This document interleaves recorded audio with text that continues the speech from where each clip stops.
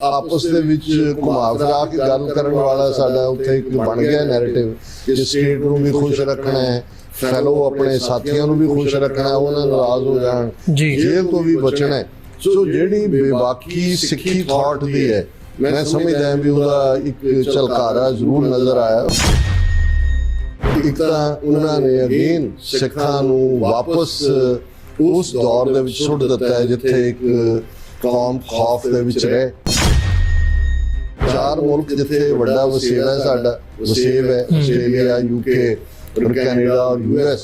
ਹੁਣ ਇਹਨਾਂ ਚਾਰੋਂ ਹੀ ਮੁਲਕਾਂ ਦੇ ਸਫੀਰਾਂ ਨੂੰ, ਐਂਬੈਸਡਰਸ, ਐਨਵਾਇਜ਼ ਨੂੰ ਸੱਦ ਕੇ ਡਿਫਰੈਂਟ ਰੀਜ਼ਨਸ ਕਰਕੇ ਉਹਨਾਂ ਦੀ ਐਕਸਟਰਨਲ ਅਫੇਅਰਸ ਮਿਨਿਸਟਰੀ ਨੇ ਪ੍ਰੋਟੈਸਟ ਕੀਤਾ ਹੈ। ਅਮਰੀਕਾ 'ਚ ਜਿਹੜਾ ਸੈਨ ਫਰਾਂਸਿਸਕੋ ਦੀ ਘਟਨਾ ਨੂੰ ਆਧਾਰ ਬਣਾਇਆ ਗਿਆ, UK ਦੇ ਵਿੱਚ ਜਿਹੜਾ ਉਹਨਾਂ ਦਾ ਤਿਰੰਗਾ ਲਾਇਆ ਗਿਆ ਉਹਨੂੰ ਆਧਾਰ ਬਣਾਇਆ ਗਿਆ, ਆਸਟ੍ਰੇਲੀਆ ਦੇ ਵਿੱਚ so called vandalization of the temple ਉਹਨੂੰ ਆਧਾਰ ਬਣਾਇਆ ਗਿਆ। ਔਰ ਇਸੇ ਤਰੀਕੇ ਨਾਲ ਕੈਨੇਡਾ ਦੇ ਵਿੱਚ ਲਗਾਤਾਰਤਾ ਨਾਲ ਅੱਜ ਵੀ ਜਦੋਂ ਅਸੀਂ ਗੱਲਬਾਤ ਕਰ ਰਹੇ ਹਾਂ ਤੇ ਬੜਾ ਪ੍ਰੋਟੈਸਟ ਹੈ ਜੀ ਕਿ ਫਲਾਂ ਥਾਂ ਤੇ ਇੱਕ ਹੋਰ ਮੰਦਿਰ ਵੈਂਡਲਾਈਜ਼ ਹੋਇਆ।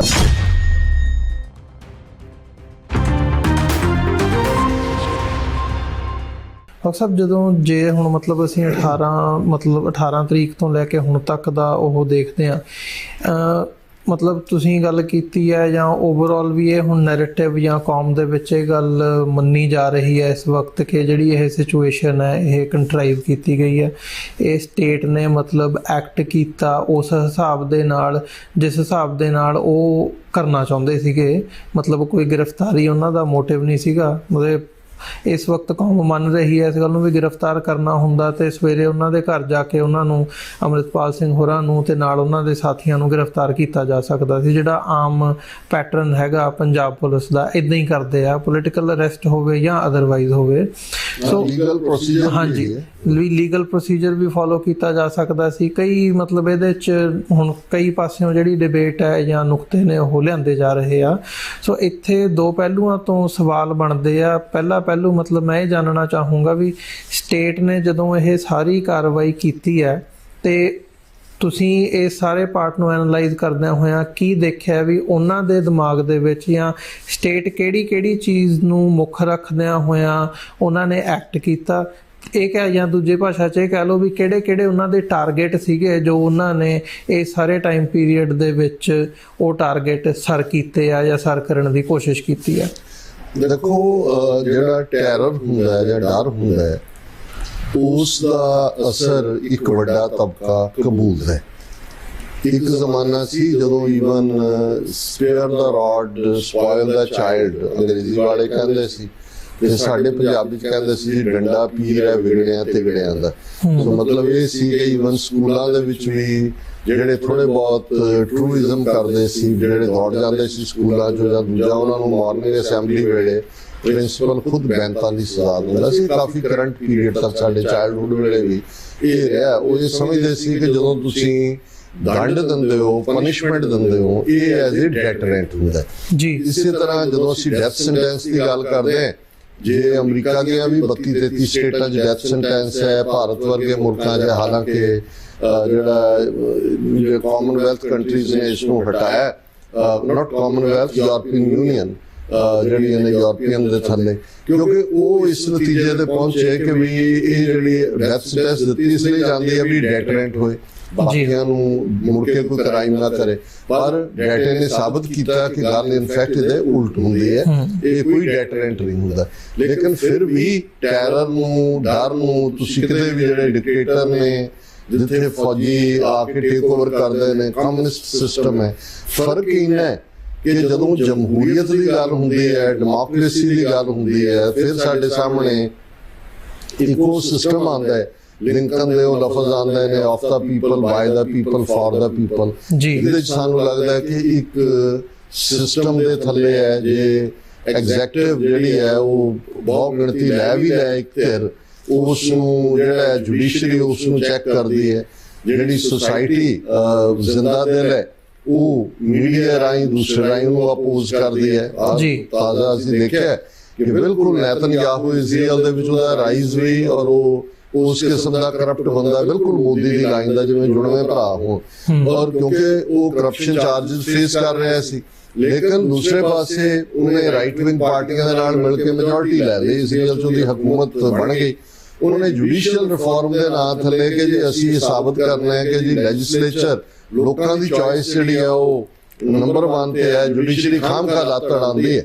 लेकिन उन्होंने लैके हालां छोटा जिहा मुल्क है इजराइल, असीं देखदे हैं ਲੱਖਾਂ ਲੋਕ ਸੜਕਾਂ ਤੇ ਨਿਕਲੇ। ਕੱਲਾ ਇਹੀ ਨਹੀਂ, ਉਹਨਾਂ ਦੀਆਂ ਓਵਰਸੀਜ਼ 100 ਦੇ ਕਰੀਬ ਈਵਨ ਐਮਬੈਸੀਜ਼ ਬੰਦ ਰਹੀਆਂ, ਪਹਿਲੀ ਵਾਰ 1948 ਤੋਂ ਬਾਅਦ ਉਹਨਾਂ ਦੀ ਹਿਸਟਰੀ 'ਚ ਹੋਇਆ ਹੋਏਗਾ। ਔਰ ਉਹਨੂੰ ਈਵਨ ਜਦੋਂ ਉਹਨੇ ਖੁਦ ਤੇਲ ਅਵੀਵ ਤੋਂ ਫਲਾਈ ਕਰਨਾ ਸੀ, ਉਹ ਜਿਹੜਾ ਉਹ ਸੜਕ ਰਾਹੀਂ ਉੱਥੇ ਪਹੁੰਚ ਨਹੀਂ ਸਕਿਆ, ਫਲਾਈ ਕਰਕੇ ਜਾਣਾ ਪਿਆ ਔਰ ਉਹਦੇ ਤੇ ਹੋਲਡ ਲਾ ਦਿੱਤਾ ਗਿਆ। ਹੁਣ ਇਹ ਪਾਰਟ ਹੈ, ਇਹਦੇ ਬਾਵਜੂਦ ਕਿ ਜੋ ਕਰ ਰਹੇ ਨੇ, ਜਦੋਂ ਅਸੀਂ ਅੱਜ ਗੱਲਬਾਤ ਕਰ ਰਹੇ ਹਾਂ ਆਲਰੇਡੀ ਅਲ ਅਕਸਾ ਮੌਸਕ ਦੇ ਉੱਤੇ ਧਾਵਾ ਬੋਲਿਆ ਹੋਇਆ, ਕਿਉਂਕਿ ਜਦੋਂ ਵਿਦਨ ਉਹਨਾਂ ਨੂੰ ਲੱਗਦਾ ਹੈ ਕਿ ਵੀ ਇਜ਼ਰਾਈਲੀ ਸੁਸਾਇਟੀ ਦੇਖਦੀ ਹੈ ਵੀ ਇਹ ਤਾਂ ਜੇ ਜੁਡੀਸ਼ਰੀ ਨੂੰ ਸਬਿਊ ਕਰ ਦਿੱਤਾ ਹੈ ਤਾਂ ਖਤਮ ਹੋ ਜਾਏਗਾ, ਜਮਹੂਰੀਅਤ ਨਾਂ ਦੀ ਕੋਈ ਚੀਜ਼ ਨਹੀਂ ਰਹੇਗੀ। ਹਾਲਾਂਕਿ ਉੱਥੇ 15 ਤੋਂ 20% ਅਰਬ ਰਹਿੰਦੇ ਨੇ, ਉਹਨਾਂ ਨਾਲ ਡਿਸਕ੍ਰਿਮੀਨੇਸ਼ਨ ਹੈ, ਉਹ ਫੌਜ ਨਹੀਂ ਜਾ ਸਕਦੇ, ਹੋਰ ਬਹੁਤ ਸਾਰਾ। ਪਰ ਮੈਂ ਓਵਰਆਲ ਗੱਲ ਕਰਦਾ ਕਿ ਉਸ ਸੁਸਾਇਟੀ ਨੂੰ ਹੁਣ ਭਾਰਤ ਦੇ ਮਾਮਲੇ 'ਚ ਇਹ ਹੈ, ਕਿਉਂਕਿ ਸਾਨੂੰ ਅਗੇਨ ਬਿਗਰ ਪਿਕਚਰ ਦੇਖਣੀ ਪਏਗੀ। ਟਾਡਾ ਕਾਨੂੰਨ ਹੁਣ ਜੂਨ 84 ਘੱਲੂਘਾਰਾ, ਇੰਦਰਾ ਗਾਂਧੀ, ਟੈਂਕ, ਤੋਪਾਂ, ਬਿਲਕੁਲ ਕਿਹੜੇ ਭਾਰਤ ਦੇ ਸਿਸਟਮ 'ਚ ਲਿਖਿਆ ਹੋਇਆ ਵੀ ਤੁਸੀਂ ਕੱਟ ਆਫ ਕਰ ਦਿਓ ਕਿਸੇ ਸਟੇਟ ਨੂੰ ਜੀ, ਉਹਨਾਂ ਨੂੰ ਤੁਸੀਂ ਮੀਡੀਆ ਨੂੰ ਸਾਰਿਆਂ ਨੂੰ ਬਾਹਰ ਕੱਢ ਦਿਓ, ਹਫ਼ਤਾ ਲੋਕਾਂ ਨੂੰ ਪਤਾ ਹੀ ਨਾ ਹੋਏ ਕੀ ਹੈ, ਤੁਸੀਂ ਹਜ਼ਾਰਾਂ ਮਾਰ ਦਿਓ, ਕੋਈ ਉਹਦੀ ਲਿਸਟ ਵੀ ਜਾਰੀ ਨਾ ਕਰੋ ਕਿ ਕੌਣ ਮਰਿਆ ਕੀ ਹੈ। ਲੇਕਿਨ ਇਹਦੇ ਬਾਵਜੂਦ ਮਾਹੌਲ ਇੱਕ ਐਸਾ ਸਿਰ ਦਿੱਤਾ ਗਿਆ ਸੀ ਕਿ ਇੰਦਰਾ ਗਾਂਧੀ ਨੂੰ ਦੁਰਗਾ ਦਾ ਅਵਤਾਰ ਬਣਾ ਕੇ ਪੇਸ਼ ਕੀਤਾ ਗਿਆ।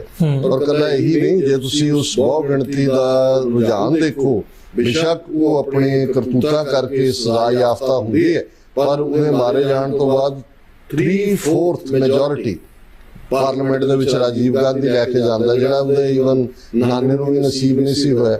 ਹੁਣ ਇਹਦਾ ਮਤਲਬ ਇਹ ਹੈ ਕਿ ਜਦੋਂ ਇੱਕ ਮਾਈਨੋਰਿਟੀ ਸਿੱਖ ਅੰਡਰ ਟਾਰਗੇਟ ਨੇ ਉਦੋਂ ਵੀ, ਔਰ ਹੁਣ ਜੇ ਤੁਸੀਂ ਈਵਨ 39 ਸਾਲ ਬਾਅਦ ਦੇਖੋ ਜੋ ਪੰਜਾਬ ਦੇ ਵਿੱਚ ਚੱਲ ਰਿਹਾ ਪਿਛਲੇ 18 ਮਾਰਚ ਤੋਂ ਲੈ ਕੇ ਧੱਜੀਆਂ ਉਡਾ ਦਿੱਤੀਆਂ ਨੇ ਉਹਨਾਂ ਜੀ, ਇਹ ਵੀ ਕਿ ਭਾਈ ਪੰਜਾਬ ਚੋਂ ਤੁਸੀਂ ਚੁੱਕ ਕੇ ਨਵਾਂ ਕਾਲਾ ਪਾਣੀ ਤੁਸੀਂ ਡਿਬਰੂਗੜ੍ਹ ਲੱਭ ਲਿਆ। ਔਰ ਉਹ ਆਮ ਬੰਦੇ, ਉਹਨਾਂ ਚੋਂ ਜਿਹਨੂੰ ਬਾਜੇ ਵਾਲਾ ਪ੍ਰਧਾਨ ਮੰਤਰੀ ਕਹਿੰਦੇ ਨੇ, ਉਹ ਵਿਚਾਰਾ ਪੱਠੇ ਵੱਢਣ ਵਾਲਾ ਆਦਮੀ, ਕੋਈ ਵੀ ਏਡਾ ਵੱਡਾ ਖਤਰਾ ਨੈਸ਼ਨਲ ਸਿਕਿਉਰਿਟੀ ਐਕਟ ਦਾ ਲਾਉਣ ਦਾ, ਔਰ ਤੁਸੀਂ ਕੋਈ ਐਕਸੈਸ ਵਕੀਲਾਂ ਦਾ ਕੋਈ ਨਹੀਂ। ਔਰ ਕਿਵੇਂ ਸਿੱਖਾਂ ਨੂੰ ਸਜ਼ਾ ਯਾਫਤਾ ਕਰਨ ਦੇ ਲਈ, ਦੇਖੋ ਮੈਂ ਤਾਂ ਰਿਪੀਟਡਲੀ ਇਹ ਗੱਲ ਕਹੀ ਹੈ ਕਿ ਜਦੋਂ ਜਿਸ ਦਿਨ 3 ਖੇਤੀ ਕਾਨੂੰਨ ਵਾਪਸ ਲੈਣ ਲਈ ਮਜਬੂਰ ਹੋਈ ਸੀ ਹਕੂਮਤ, ਇਹ ਉਹੀ ਸਿਨੈਰੀਓ ਸੀ ਜਦੋਂ ਸਿੱਖਾਂ ਨੇ 18-19 ਮਹੀਨੇ ਐਮਰਜੈਂਸੀ ਦੇ ਖਿਲਾਫ ਮੋਰਚਾ ਲਾਇਆ ਸੀ। ਇੰਦਰਾ ਗਾਂਧੀ ਵਾਪਸ ਲੈਣ ਤੇ ਮਜਬੂਰ ਹੋਈ, ਸਿਵਲ ਲਿਬਰਟੀਜ਼ ਰੀਸਟੋਰ ਕਰਨ ਤੇ ਮਜਬੂਰ ਹੋਈ ਸੀ। ਹੋਰ ਵੀ ਫੈਕਟਰ ਸੀ, ਇਹਦੇ ਵਿੱਚ ਕੋਈ ਸ਼ੱਕ ਨਹੀਂ ਹੈ ਕਿ ਆਰਐਸਐਸ ਦਾ ਮੁਖੀ ਜੇਲ੍ਹ 'ਚ ਬੈਠਾ ਮਾਫੀਆਂ ਮੰਗ ਰਿਹਾ ਸੀ। ਉਹਨੇ 3 ਵਾਰ ਜੇਲ੍ਹ 'ਚੋਂ ਮਾਫੀ ਪੱਤਰ ਇੰਦਰਾ ਗਾਂਧੀ ਨੂੰ ਭੇਜਿਆ, ਕੋਈ ਅੜਨ ਵਾਲਾ ਨਹੀਂ ਸੀ। ਸਿੱਖਾਂ ਨੇ 42,000 ਗ੍ਰਿਫਤਾਰੀਆਂ ਐਮਰਜੈਂਸੀ ਦੇ ਖਿਲਾਫ ਦਿੱਤੀਆਂ।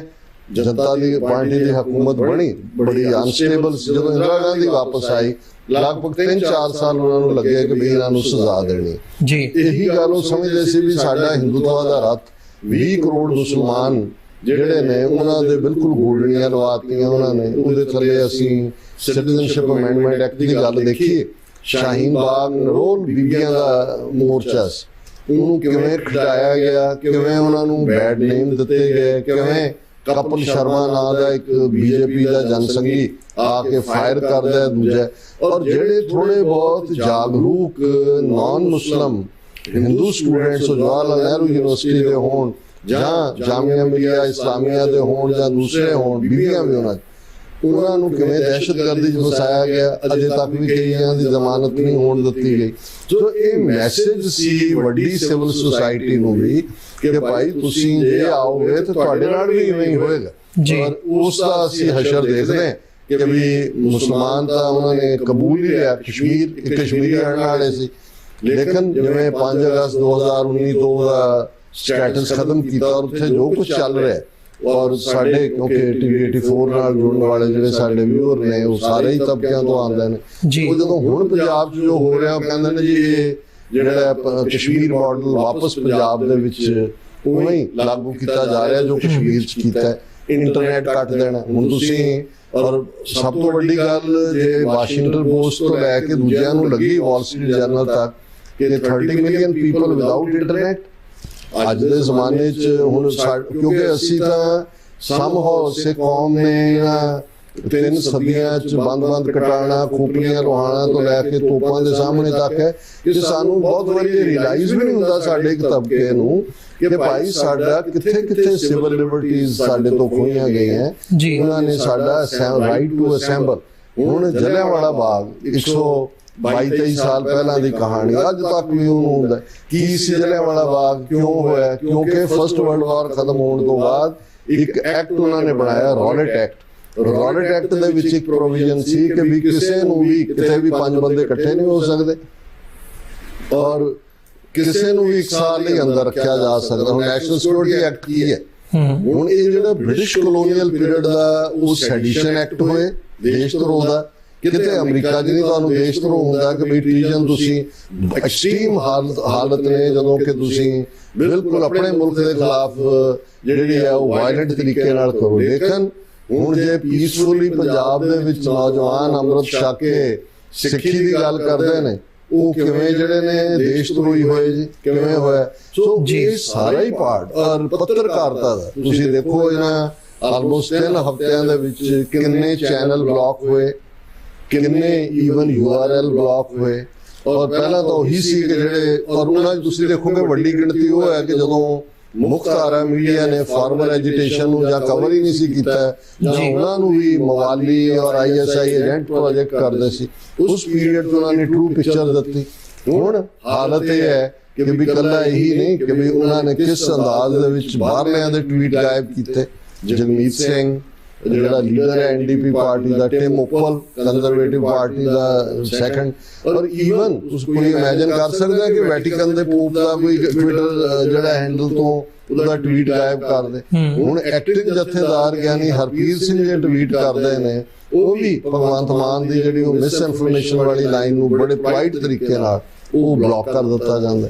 ਸੋ ਜਿੱਥੇ ਜਦੋਂ ਇਸ ਲੈਵਲ ਦਾ ਔਰ ਉਹੀ ਸਿਕਿਉਰਿਟੀ ਫੋਰਸਿਸ ਉਵੇਂ ਹੀ ਧੱਕਾ ਕਰ ਰਹੀਆਂ ਨੇ। ਸੋ ਮੈਂ ਸਮਝਦਾ ਵੀ ਤੁਸੀਂ ਜਿਹੜਾ ਤੁਹਾਡਾ ਸੀ ਵੀ ਉਹਦੇ ਵਿੱਚ ਉਹਨਾਂ ਨੇ ਹਾਸਲ ਕੀ ਕੀਤਾ, ਇੱਕ ਤਾਂ ਉਹਨਾਂ ਨੇ ਅਗੇਨ ਸਿੱਖਾਂ ਨੂੰ ਵਾਪਸ ਉਸ ਦੌਰ ਦੇ ਵਿੱਚ ਸੁੱਟ ਦਿੱਤਾ ਹੈ ਜਿੱਥੇ ਇੱਕ ਕੌਮ ਖੌਫ ਦੇ ਵਿੱਚ ਰਹੇ।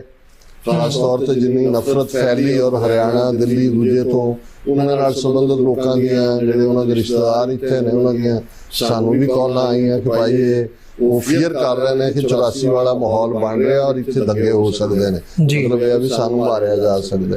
ਉਹ ਉਹਨਾਂ ਨੇ ਕਿਸੇ ਹੱਦ ਤੱਕ ਜਿਹੜਾ ਫਿਰ ਡਾਇਸਪੋਰਾ ਨੂੰ ਜਿਹੜੀ ਸਾਡੀ ਗਲੋਰੀ ਇਸ ਪੀਰੀਅਡ 'ਚ ਨਿਕਲੀ, ਅਸੀਂ ਦੇਖਦੇ ਹਾਂ ਕਿ 4 ਮੁਲਕ ਜਿੱਥੇ ਵੱਡਾ ਵਸੇਵਾ ਹੈ ਸਾਡਾ ਵਸੇਵ ਹੈ, ਆਸਟ੍ਰੇਲੀਆ, UK, ਕੈਨੇਡਾ ਔਰ US।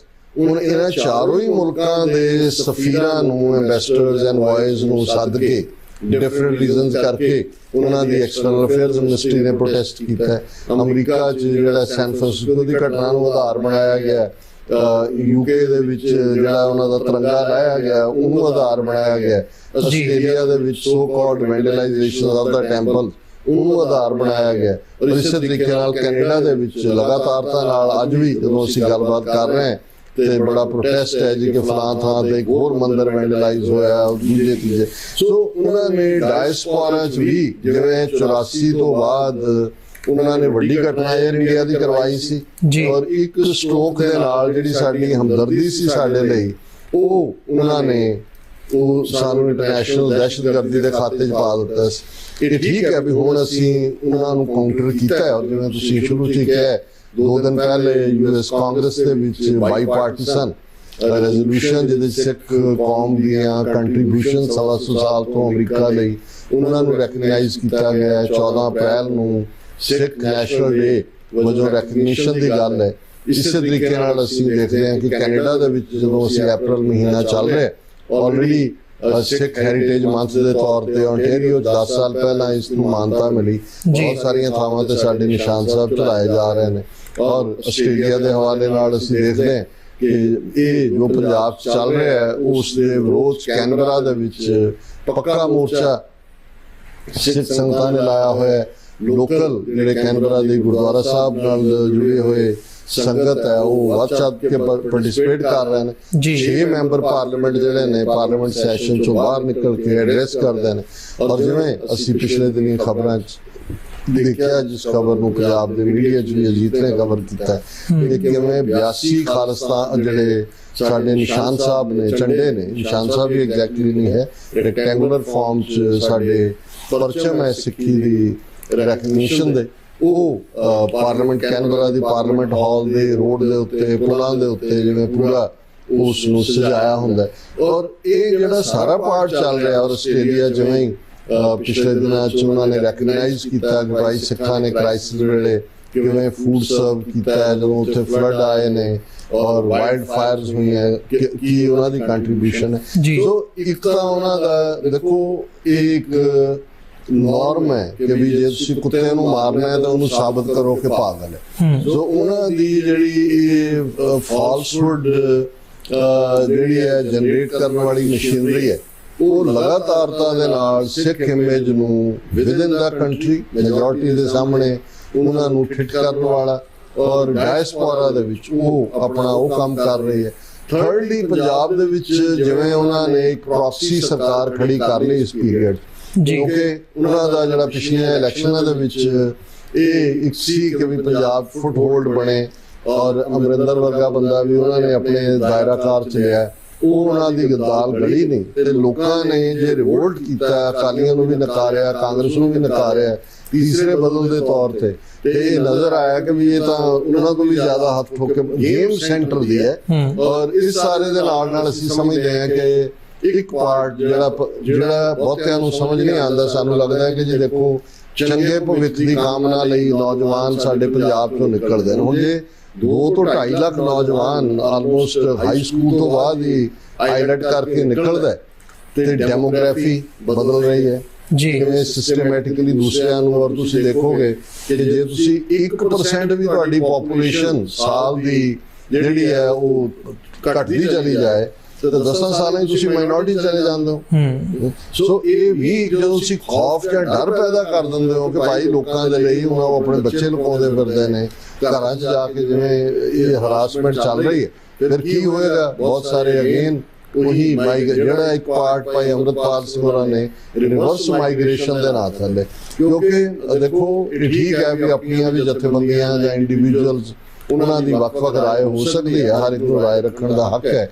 ਪਰ ਮੈਨੂੰ ਜਿੰਨੀ ਸਮਝ ਆਈ ਹੈ 30-35 ਸਾਲ ਦੀ ਆਪਣੀ ਪੰਥਕ ਜ਼ਿੰਦਗੀ, ਮੈਂ ਸਮਝਦਾ ਵੀ ਭਾਈ ਅੰਮ੍ਰਿਤਪਾਲ ਸਿੰਘ ਹੋਰਾਂ ਨੇ ਇਨਸਪਾਈਟ ਆਫ ਕਿ ਜਦੋਂ ਤੁਸੀਂ ਦੇਖਦੇ ਹੋ ਜਿਹੜਾ ਬੰਦਾ ਕੰਮ ਕਰਦਾ ਹੈ ਗਲਤੀਆਂ ਵੀ ਹੁੰਦੀਆਂ ਨੇ, ਉਹਨਾਂ ਨੇ ਹੀ put his finger on the right place with the right solution.